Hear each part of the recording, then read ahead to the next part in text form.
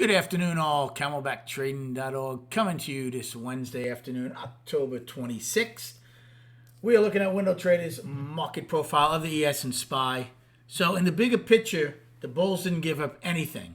In the intraday picture, after doing what I didn't expect early in the day, they go and give that all up. And unfortunately, I got caught in that. We'll go over it. Another perfect example of how you can make money on, I think on 9 trades, lose on 1 and lose on the day. Again, that's something, when I get stubborn at times, it happens. I did get some of it back, though. Certainly not a disaster by any stretch, but just another frustrating thing. Triple Q, so looks like Facebook or Faceplant or whatever you want to call it, earnings came out. Looks like they're down pretty good after hours. So both Google and Microsoft last night really didn't do well. And the market reflected that, especially in the triple Qs this morning and overnight, and even pushed us down. Didn't really affect the Russell. But they shrugged that off, and it's not like the earnings got better. Those stocks are still down on the day, yet they had no problem going up and filling the gap in A and getting a trend day up until they give it all up late in the day. I'm telling you, glass-jawed traders and paper-mache traders, they're vicious. They're vicious. You have to respect how much they can move them. They whip this market around, and we're right back to basically where we started this morning. Russell, on the other hand, not as bad a shape. They had a gap this morning, which filled right away. But, again, we all had a chance for trend day up. We had 3 sets of single prints at one point and gave them all back in SPY and ES. So the bigger picture is still intact. The weekly's up, the daily's up. But the intraday obviously caused some pain to some people, including me. I had an excellent start to the day, even though I shorted A and B. I got shorts at very visual areas throughout the time frames that paid me very nicely, especially in B. So believe it or not, my first 4 or 5 trades of the day, 1 in A and 4 in B was shorts against visual areas that pushed back, against the overnight high, against yesterday's value high, the price probe, you name it. I was taking them, and they were paying me because they were still coming back pretty good, between 2 to 3 points. Not bad. We still had unchanged value. We actually had overlapping a lower value, actually, as that was going on. Once C period started, the game plan changed. Why? Because we now had a trend day up. So C period, longed it twice.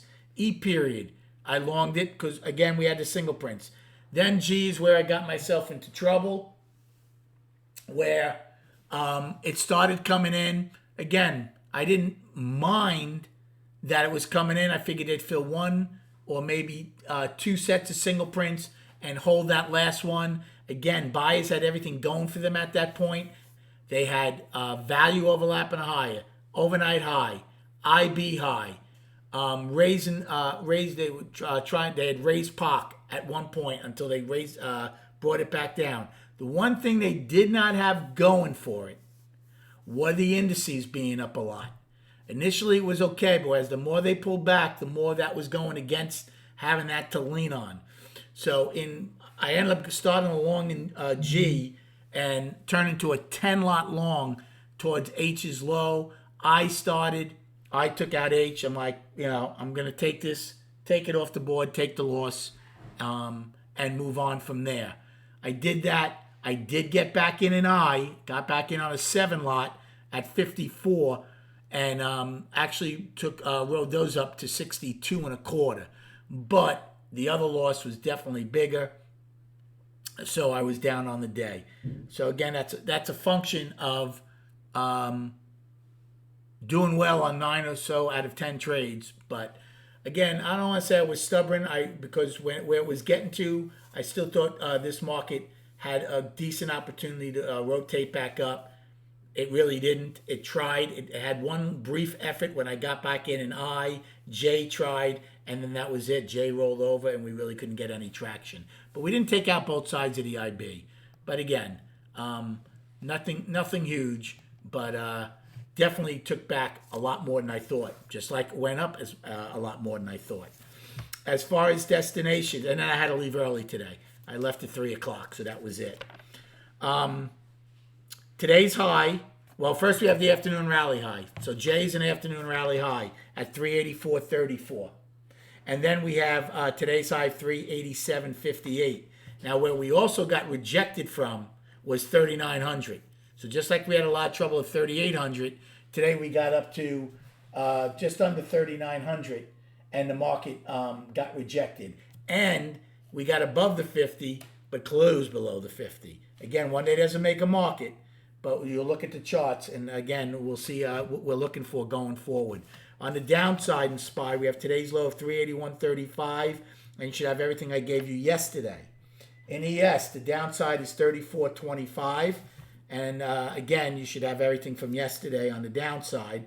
On the upside, 65 is our afternoon rally high, and today's high is 97.50. And then on the charts, so I'm going to go over something that we were talking about in the room. So nothing's changed. Now, again, I'm calling the weekly up. Again, it's an art, not a science. Some people might still be calling this weekly balance until we take out the 389.31 level. We got within $1.50 of it. Again, I have no problem with that. I just think, we took out this high, which to me was a 4-week balance high, and now we went up. But again, we still need to get traction above the week of September 19th. But for me, a weekly is still up. Now, here's the daily. That's a very ugly finish. Look at that reverse hammer. We got above the 50, but closed below it by $2. Is that the end of the world? Of course not. We're still one time framing up. The daily's still up. Now, again, Facebook earnings came out. That's not the big one. Tomorrow night, we have both Amazon and Apple. Those are the big ones for Friday morning to go along with personal consumption number and GDP. So there is a lot between those two big earnings and those two economic reports Friday. I think, and I'm just saying this in the room, right now we still have this progression of lower highs. Okay, even though this trend line was broken, this high is nowhere close to this 411 high yet. So again, that progression is still intact as far as I'm concerned. I firmly believe we have 2 weeks from yesterday to figure out whether we are indeed putting in a new lower high and we'll roll over and get new lows on the year, or are we going to finally break that lower high trend and the lows for the year are in. I think between what transpires with these earnings and Friday morning's data, and then next Wednesday's Fed, and then the following Tuesday's midterm, is going to give us a clear picture for the last 7 weeks of the year if the lows are in or not. I hope you had a good day trading. Thanks for the likes and subscribing. If I do a video tomorrow morning, it's going to be really early because I have something to do. I'll be here. There'll be a video tomorrow night, and there definitely will not be a video Friday morning. Enjoy your evening, and we'll speak at some point tomorrow during the day.